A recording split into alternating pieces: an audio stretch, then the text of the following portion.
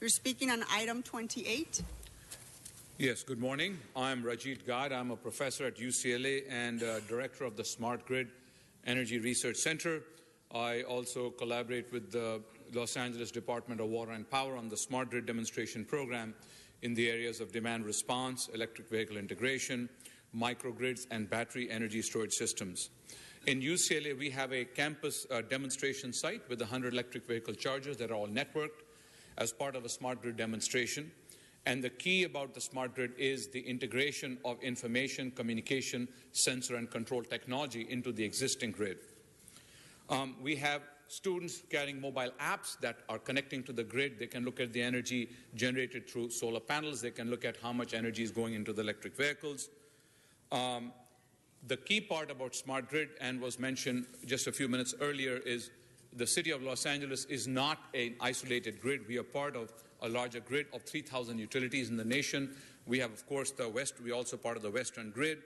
And a lot of the issues of smart grid do not affect only city of Los Angeles, but also pretty much the entire grid, all the 3,000 utilities in the nation. To us, the smart grid is about, to me, the smart grid is about information, communications, sensors, and controllers. And it enables increase in solar energy. We can add electric energy storage systems like batteries, electric vehicles, in terms of security and so on and so forth. If you think about a battery in a car, let's say there's an outage, the battery in the vehicle, if smart grid technology exists, can be used to send energy locally from the electric vehicle to the local facility. Issues such as the NERC-CIP discussions affect the physical and the cyber infrastructure, and they are very closely interrelated based on some of the discussions that were just provided. The entire business of smart grids has to do with adding the information communications technology, and this is a 20 to 30-year cycle. Thank you, sir. Your Thank time you is very up. much. Thank you. The next speaker is Rudolf Sarnoff. Yes, Mr. Koretz? Might I ask the previous speaker a question? Sure. Sorry about that, Ms. Sarnoff. So can smart grid technology actually make our system more secure, and if so, how would that be? Yes, smart grid technology can make the system secure both on the physical side and as well as through the cyber side. On the physical side, let's assume the example you gave that in San Jose someone tries to shoot down a substation. You can have a lot more smart sensors that can detect when that act occurred, and the security staff for the utility can be informed, and you can do lots of things. You could either isolate that facility and not cause sort of spread of the what happens in the grid sector is if one of the generators is down, then the negative impact spreads to the whole grid. You can isolate that. You can send people there. You have a lot more information in real time. The second piece is, if you think about electric vehicles. Electric vehicle is parked in the garage, let's say. If you lose power in a certain part of the grid, the electric vehicle's battery can be used as a backup energy storage system, and they're doing it in Japan today, for example. And then you could be feeding the grid locally, even though your larger grid might be out. So there's actually many different ways by which the smart, and I just gave you 2 examples. There's many other examples you can use to use the smart grid. If you have LED lighting, if you have air conditioning systems, and you lose some generation, the smart grid can automatically reduce the energy consumption in real time within a fraction of a second, in the air conditioning systems and buildings like this, or lighting systems, and sometimes that's all you really need. Sir, thank you. Our next speaker, Mr. Koretz, I got to get to the rest of the public. Ask one quick follow-up question? Can you ask it at the ropes, please? I have a number of speakers who have Well, I think this is informative to everyone in the discussion. One last question, sir. Yeah, I just wanted to ask, are there any cities in this country that are doing any of this today, or would we be the leader on this? We are, well, there are other cities also, and I should say not just cities, but also regional utilities that are working on a different type, different activities of so modernization of the grid. I think Los Angeles is definitely one of the leaders in the nation, and I think it's going to take 20 to 30 years to modernize the grid, and I think that we can continue the effort of modernization and continue to sort of be one of the leaders in the country. Thank you. Sorry about that, Ms. Sarnoff. Ruth Sarnoff, item 28. Yes, I'm very, or I should say at least a little encouraged by the fact that you're taking up grid security, and I want to thank you for that. I want to make a couple observations. First, that big systems by their very size are more vulnerable. And the issue of profits, I hope you will keep into consideration in what I'm going to present to you right now. And also the question of what would happen if we began to have neighborhood level grids and focused on solarization in California. It's kind of a no-brainer, and particularly in Southern California where the sun shines 365 days a year almost. And so we need very much to consider maybe a different way of thinking about security and about community building. If we solarized, we can create many, many jobs, which would go a long way toward dealing with some of our poverty issues, our housing issues, and lots more. It's jobs. And I think that there are examples of how it works, and much thought has gone into this for some time, of more localized grids, so that when something happens, it doesn't happen to and make millions of people. We all remember the blackout sometime back in the East Coast when I think it was about 6 million families were blacked out for about 3 days. Thank you, ma'am. Your time is up. Thank you. Next speaker is Sean, item 29.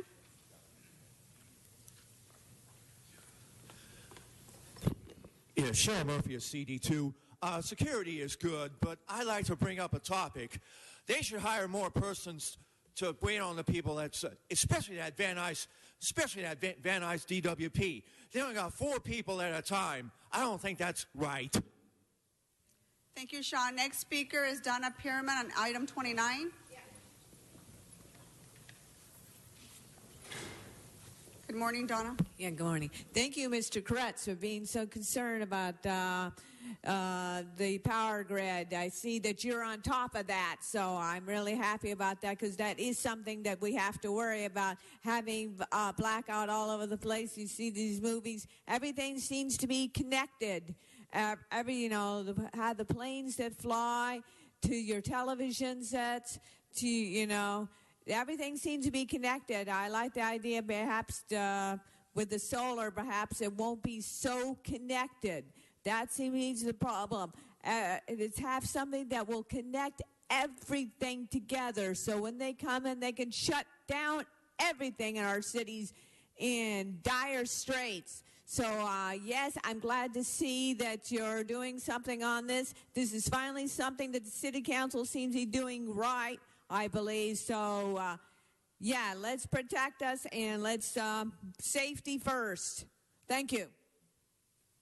Next speaker, Dan, item 29, followed by Mr. Walsh.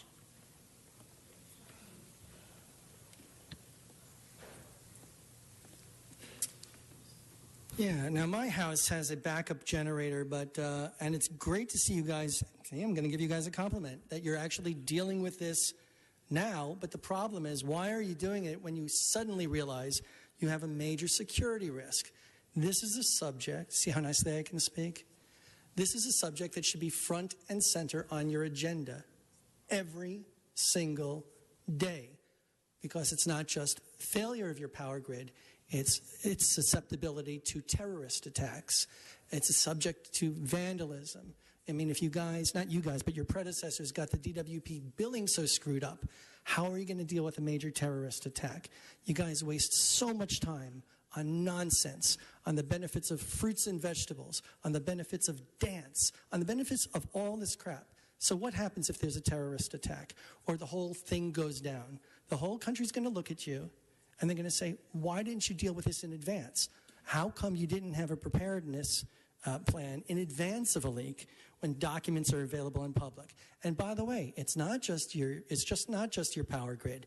It's your subway system that's vulnerable. These are the things that you should be dealing with, items 1, 2, 3, every single day until you know exactly how you're going to protect us. After all, that's why you're in those seats, to protect us. See, Ms. Martinez knows how to respect the First Amendment. Now, you have homeless issues. They're going to seem like nothing if the power grid goes down. You have transportation issues. It's going to be nothing when the power grid goes down.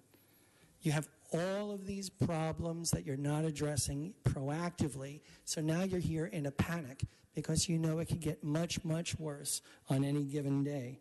So please make this the #1 subject every day. No vulgarity today because Ms. Martinez respected my First Amendment right. Thank you. Mr. Walsh?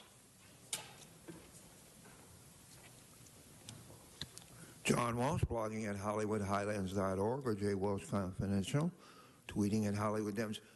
What did we just hear? We heard that DWP was worried about vulnerabilities. That means ISIS blowing up the system. Even Mr. Koretz said a year ago he talked to him about that. So what did they do? They hired Navigant. Navigant wrote a devastating report that would make the mayor look bad. So what was the #1 priority here? The #1 priority was to keep this report confidential.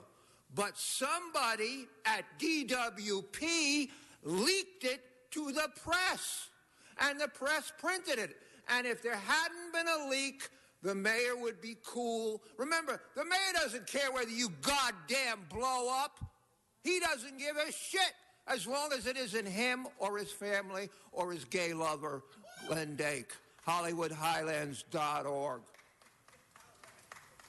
That concludes cards on items 28 and 29. Mr. Clerk, let's open the roll, close the roll, and tabulate the votes. 15 ayes. Both items pass. We're moving on to item 10, called special by Mr. O'Farrell.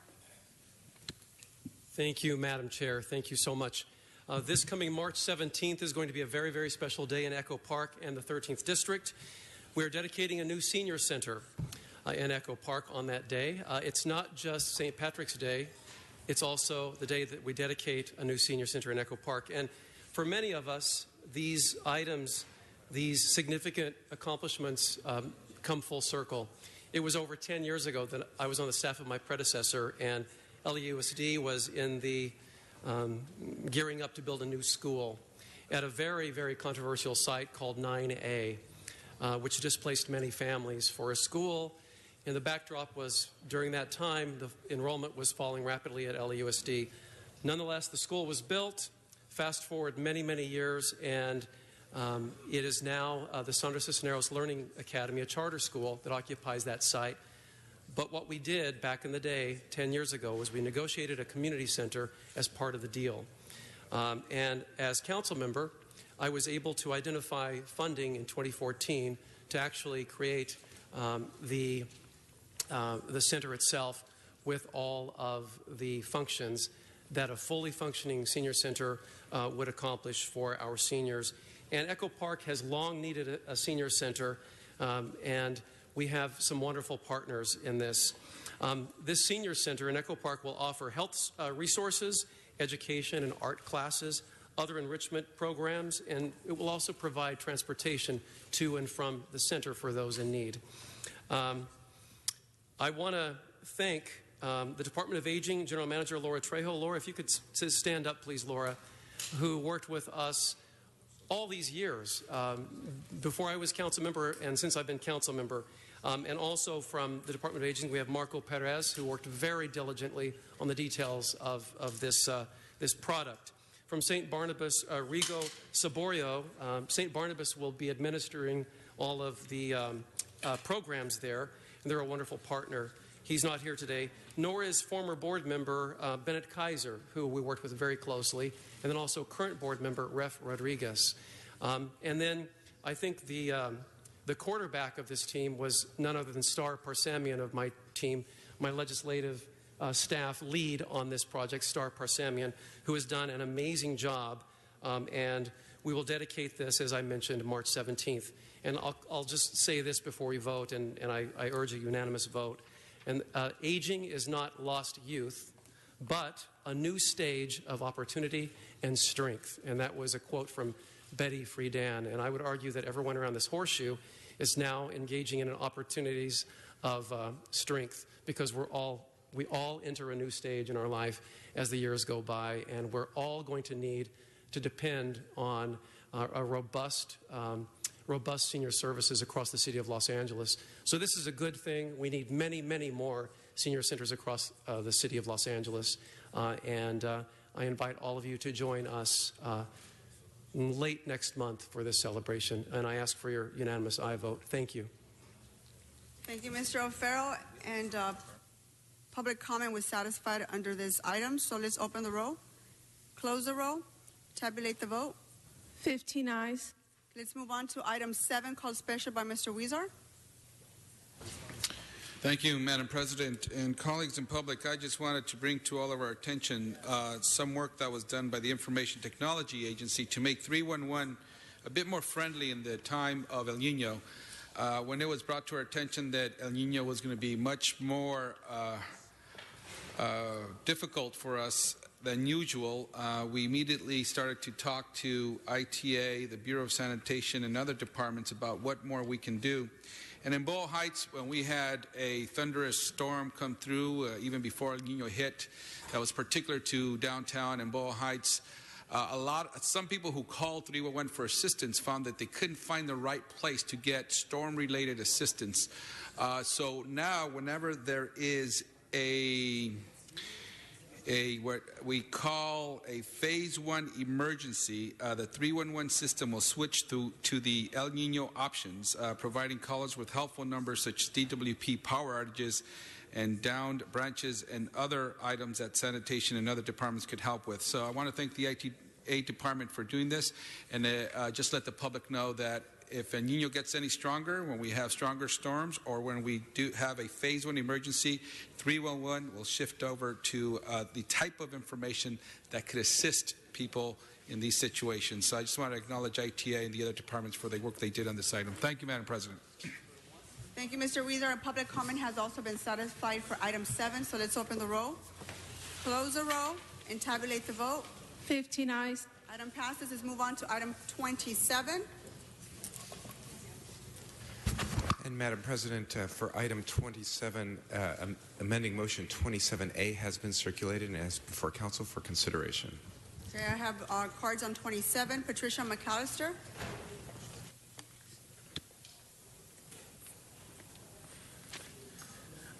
Let me read this. It said, continued consideration of communication from the LA Housing and Community Investment Department relative to implementing a recapitalization policy to establish administrative procedures and a framework for lending public funds. We need to break this down. What do you mean, lending public funds? I know about this Tax Reform Act. In 1986, it was created, and it's governed by the IRS, where it gives these developers qualified tax credits. I know from experience that these developers are building these affordable units, putting people in and kicking them out after 3 years and bringing in their friends and relatives. I happen to be a victim of one of them, the Glow, 1050 Wilshire Boulevard. I took them to court and won, okay? So you know I don't play. I know the law. We need to check these scoundrels out. They're not offering affordable housing, and I don't think we need to be lending them a dime. Not 1 quarter. Now, I want some kind of explanation when you're talking about here lending public funds. Lending to who? Under what circumstances? What are they building? Who's monitoring? When this happened to me, I came to City Hall. I went upstairs. I asked them and told them what was going on. They ignored me. So I took them to court. No, I did better than that. I sat there for a year. I said, put me out. And we went to court and I won. So don't tell me, I know what's going on with these tax credits. No one is monitoring this system. They're putting more people on the street. They put out about 20 people, minus one, which was me. Okay, and I got money from it also. So we need to monitor this. See, I'm here for personal reasons also, not just to be running my mouth. I know what's going out there and what's going on. And sometimes I just go to places to find out what's going on. That's what we need you to do. We need to get these aides out there. These aides you got behind these counters, send them out to these shelters, out on the street. This is a darn shame. You're not doing your job. Next speaker, Ruth Sornoff. Ms. Sornoff. You're speaking under item 27, and you have 1 minute left, ma'am. Very unclear. Okay. I want to say that the I'm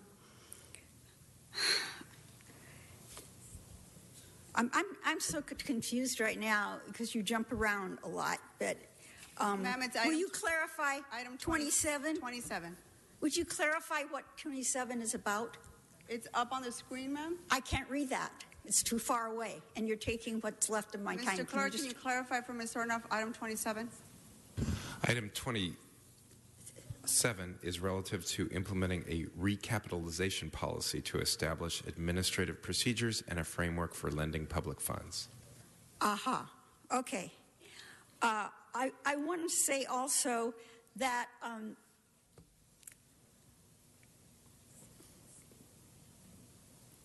I can't deal with this. I'm sorry.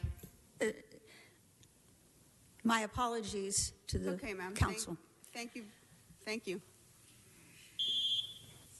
That concludes cards on item 27. Let's open the roll, close the roll, and tabulate the vote. 15 ayes.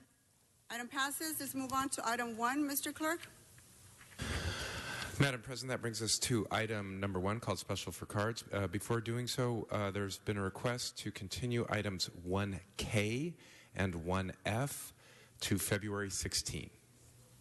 Without objection, that will be the order. First speaker is Sean on item 1.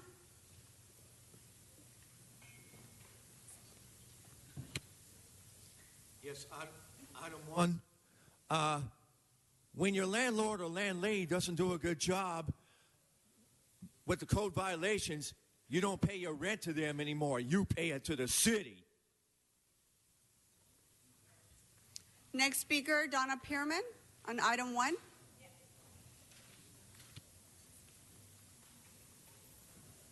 We still seem to have too many of these amounts that people have liens that are way too much money that they seem to be owing. Here's one for, let's see, number C, 4,157.15. Number D, 3,314.96. Number H, 4,153. And we have all the way up to Z. Oh, here's another one. R, 4,021.11. O, 3,416.71. And which goes all the way to Z. I don't know why there's so many of these liens. What happened and why these people seem to be getting these huge amounts, and why these code violations, what these code violations are. So this is a point where we're going to have to try to find what we can do to help these people pay back these liens, cut back all the late fees, which I have a feeling is probably about half the amount for these late fees. Unfortunately, nobody's here on any of these, so they can get themselves forgiven and go over there and have them set to another day. Usually you did about half of them and sent half of them back to another day. But I guess these people have did this over and over to another day. So unfortunately, you're going to have to get to them and not just send them another day, and find a way for these people to pay these liens. It seems like big corporations sort of get away with it a lot, but the small people don't. Thank you very much. Next speaker, John Walsh, followed by Patricia McAllister.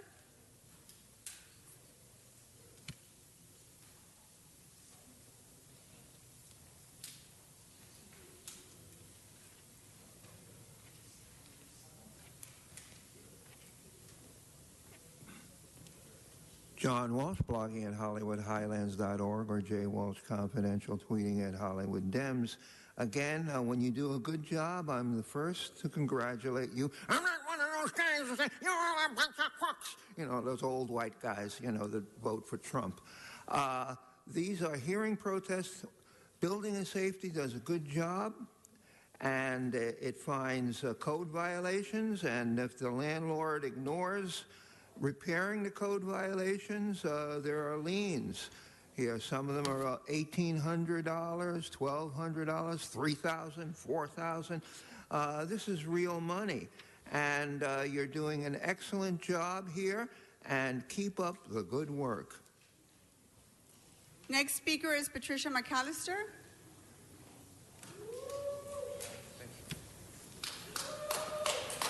Ms. McAllister, you have 1 minute left. I'm also concerned about these liens. I did knock on some doors, and I asked one lady, I said, do you know that your house is on the demolition list? She says, well, I'm just behind on my taxes. Okay, so I know the game. All we have to do is go by some of these homes. These people don't know a darn thing about these liens. I say bring them in here, maybe 5 at a time, subpoena them or whatever, serve them certified mail, have them come up in here and tell us why they haven't paid. Do they need assistance? And we pay it.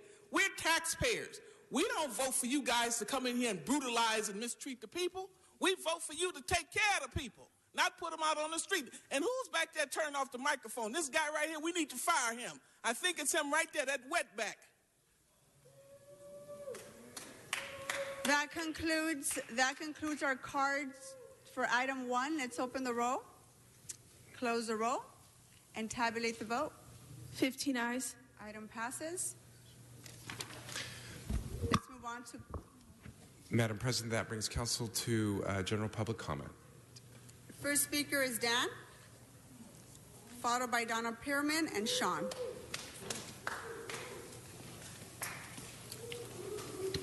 Okay, so about a week and a half ago, City Council conveniently lost my speaker cards and only my speaker cards, and suddenly found them the moment that I was asked to leave the meeting.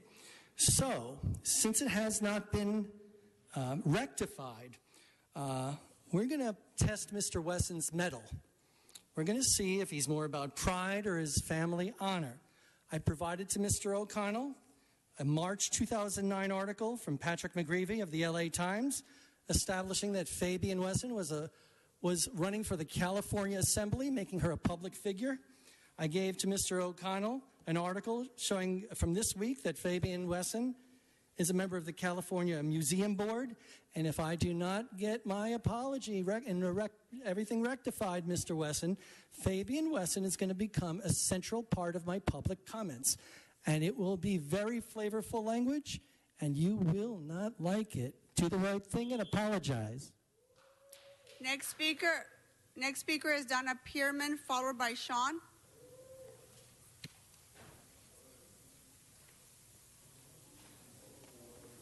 It's Black History Month, and I want people to know that Martin Luther King Jr. was a gun owner, believed in the right to carry. How about that, Obama? He knows a lot more than you do. Big win for Bernie Sanders in anti-Hillary vote. We absolutely can't vote for Hillary. Vote Republican. We want to keep a free republic. It's a vote for Hillary would continue Obama's losing legacy for failure, legacy for inaptitude, legacy of allowing terror to flourish. Obama and Hillary are for Wall Street and super PACs. They're for Islamic terrorists, Iran and North Korea radicals, not for the middle class and lower class, and not for the people. Obama's not for American blacks, neither is Hillary. Both should be tried at The Hague when Obama leaves office, and they should be tried for war crimes, in my opinion, but guilty of accomplices for murder. Obama should be tried for treason against the United States. Hillary will not keep us safe like Donald Trump would. Thank you, Donna. Next speaker is Sean. Yeah, you people were not here. Some of the new people were not here 7 years ago. Everybody remember what happened 7 years ago. I don't want to go over it. We need to keep the sidewalks clean. We need to trim our trees. We need to do a lot of things and stop passing crazy stuff like the plastic bag bans, why don't you ban things like leaf blowers and stuff like that? Thank you, Sean. Next speaker is Eric Previn. Mr. Previn, are you here? Eric Previn is not here. Followed by Don Garza. Mr. Garza, are you here?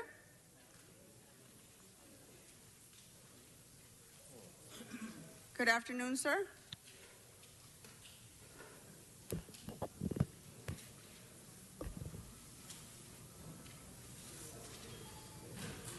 Your time started, sir. My time? No. I hadn't spoken. You started my time out. Can we start his time again? Please, can you start my time again? Yes. Go ahead, sir. El Nino came, and we pleaded in August, December, to the council office of Jose Huizar that deaths could have been prevented on the streets of downtown Los Angeles and Skid Row among the homeless. But I was burned and I was ignored. The El Nino rains came, and a woman and another person died on the streets of Skid Row. I knew how to prevent that. I'm doing it now. I'm doing Jose Huizar's job. I'm doing it. We've so far close to $3,000, and I've got tarps and tents in my house, and I'm going out in the rain.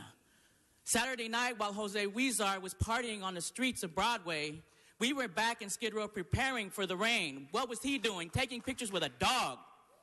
Dog is more important to him than human life. Jose Huizar, you are absent. You have failed us. You are slow to help the people survive this thing. The next speaker is John Walsh, followed by Patricia McAllister. Mr. Walsh.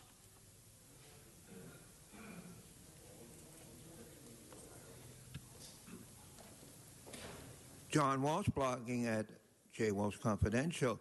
Anybody but Englander for supervisor. No Olympics here. Absolutely no Olympics.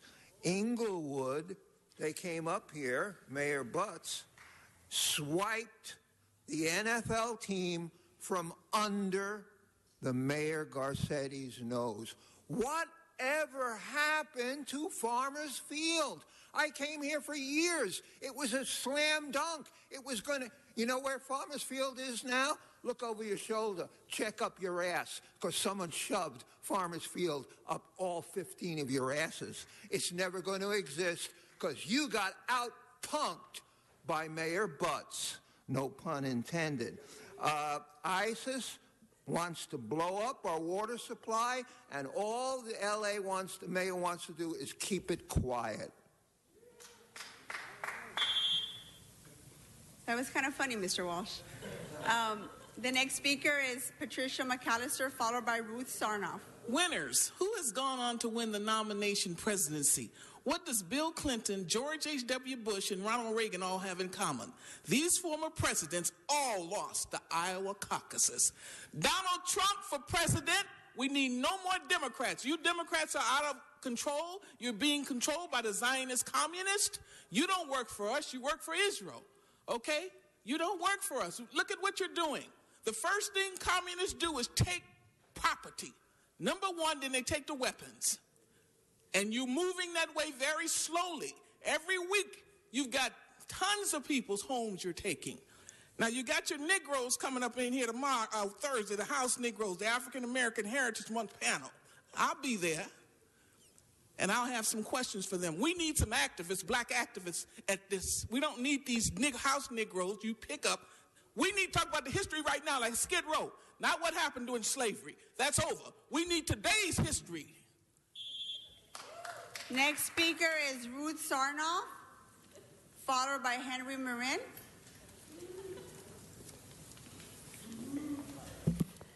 Ruth Sarnoff, I'm very sorry that the previous speaker, I think her name was Gallagher, she has done wonderful work on Skid Row and in the homeless community. And I don't know, maybe she just couldn't sit through all this morning. I don't know. My stomach turns upside down sometimes. The thing I want to say now is if you have an emergency plan in place. It's time to let the public know and let the people on Skid Row know and let people everywhere know, because I don't know and I follow everything I can possibly follow. I read all 3 sections of the LA Times every day, and I clip, and I have a folder here on Porter Ranch that nobody wants to talk to me about. And that is disturbing, because that place needs to have a medical look at what the conditions Thank you, Ms. Sarnoff. are in real time. Thank you. Your time is up. Thank you. Ms. Sarnoff, your time is. Thank you. Thank you, ma'am. The next speaker is Henry Marin, followed by Jacqueline Richardson. Yes, as you know, MOU 35 shows the name of every councilman with a name from A to Z that agreed to withhold money from public employees subject to back payments, the laces of the Sarah, within 90 days of withholding that money. And Mr. Alarcon was the only person on February 13, 2013 to agree to look into this issue, because he was assemblyman. He understands California Government Code 20283, 20305. Now, how come these other assemblymen that know all the damn rules about how to do things right keep coming here to LA and doing shit wrong? So you're going to be paying under California 20283 back payments. Thank you, sir. Next speaker is Jacqueline Richardson, followed by Mr. Hunt and Mr. Spindler.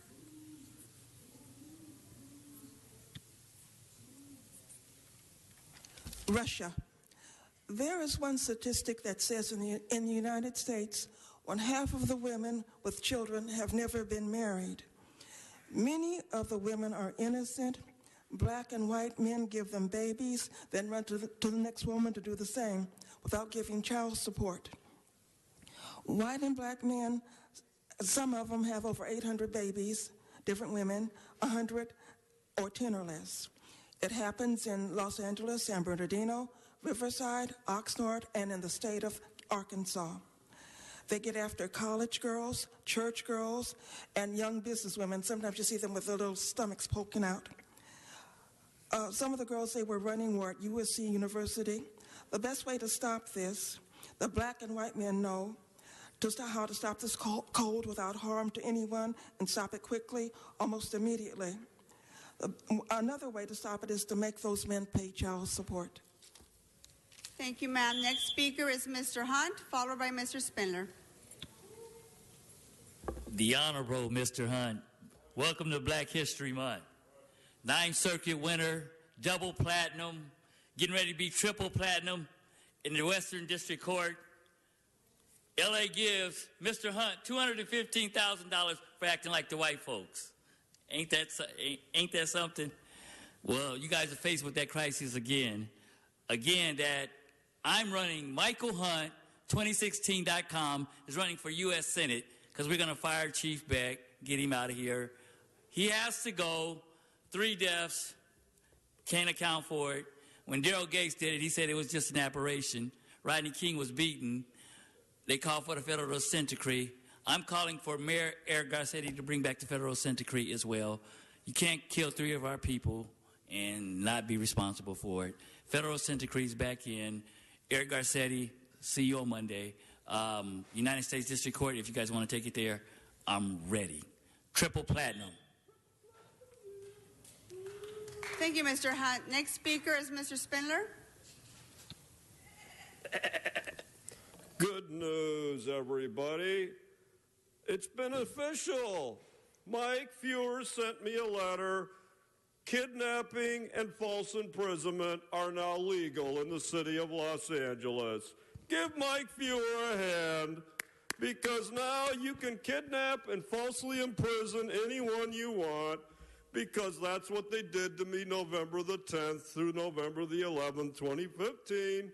I filed a legal claim, and Mike Feuer said the city has no liability. So, anybody out there, if you have a grievance, if you're in the city of LA, go ahead, falsely imprison or kidnap anyone you want to. Just don't hold them longer than 13 and a half hours. That's the legal standard. Thank you, Mike Feuer. We don't need monetary compensation. We need revenge. Thank you, Mike Feuer. That concludes public comment. Mr. Clerk, what's before us? Madam President, Council has motions for posting and referral. Posted and referred. The desk is clear. Members, any announcements? Mr. Harris Dawson? Thank you, Madam Chair. I would just like to congratulate Councilman Huizar and the team at Council District 1 for a very successful Broadway celebration this weekend. Almost 70,000 people in the streets in downtown celebrating the city. So thank you for that, and thank you for the gift to the city. Mr. Englander? Madam President, tonight we're hosting actually a legal town hall at Shepherd of the Hills at 6:30. 6 o'clock, the doors open. 6:30, we begin the program. We're going to have a panel discussion and be able to have a legal workshop on the gas leak. We've got USC, UCLA, the Consumer Affairs Department. We have the county assessor's office participating, as well as Bill Jones. His office will be there as well from the Insurance Commission. We have the San Fernando Valley Bar Association, the Korean Bar Association. We'll have about 30 attorneys on hand to answer questions for folks that have any concerns, residents or businesses, that it relates to the gas leak. It'll also be live webcast from my website at cd12.org. Thank you. Thank you, Mr. Englander. Any other members? Any other announcements? Seeing none, can we all rise, please, for adjourning motions? On my left, Mr. Englander. Thank you very much. Colleagues, it's with sadness that I ask that we adjourn, and a dear friend, Porter Hutchin, is also known to many of us as our Pals Santa. Every year he would don his Santa outfit for the thousands of kids that would come out. They'd start lining up to see Porter, to see Santa, and at about 5 o'clock in the morning, just to get not just that one toy, but sit on Santa's lap. And oftentimes, as I've participated in this event year after year, you'd hear family members and kids come up asking for shoes, asking for their mom or dad to be able to get a job. And he was always there for them throughout the year, not just as Santa. Porter and his wife Ingrid have collectively volunteered in the community for over 3 decades, not just at PALS, but for so many organizations. He's served as the official PALS Santa Claus for over 20 years, greeting thousands of children. His commitment brought joy to countless children and families, and it all began by delivering toys and food to homes throughout the valley.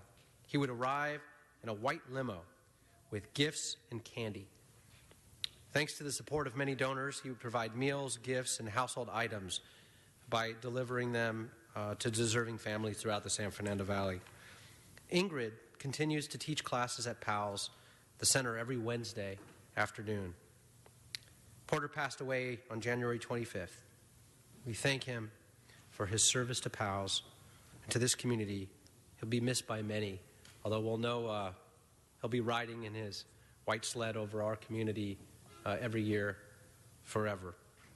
He'll be missed, and may he rest in peace. Thank you. Thank you, Mr. Englander. Anyone else on my left?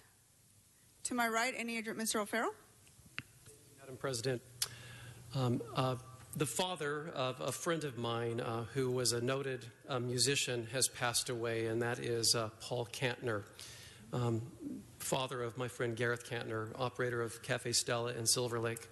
Paul Kantner was a self-styled but dyed-in-the-wool, anti-establishment, countercultural, sci-fi revolutionary.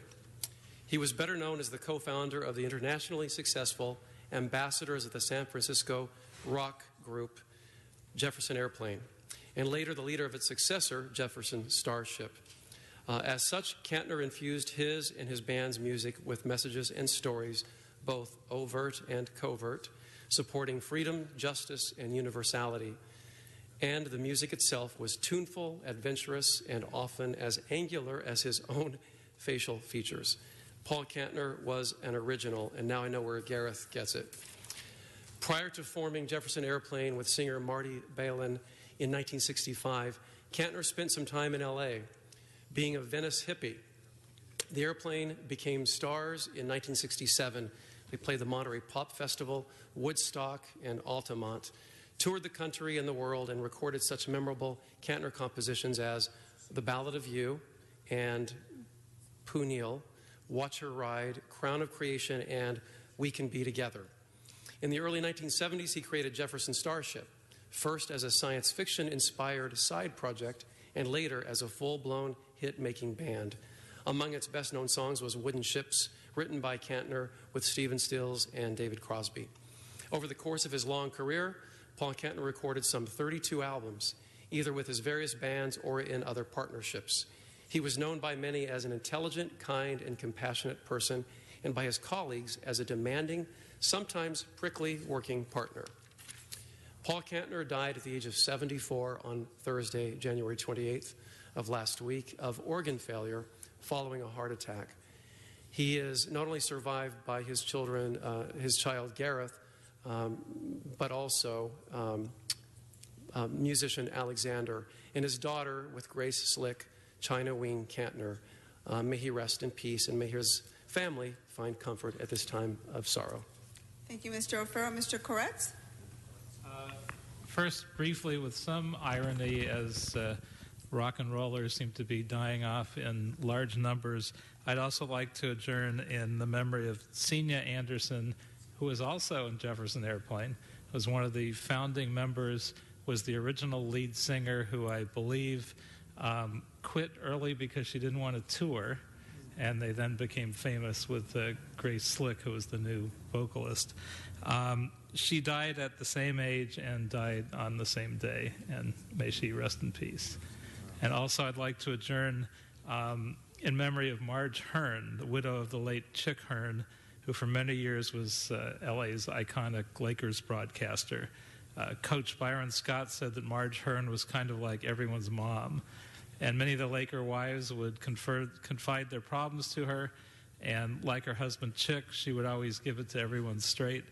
She went on to say when she gave the speech dedicating a bronze statue of Chick outside the Staples Center, well, it was a real tearjerker, and one that in which we could see her true character.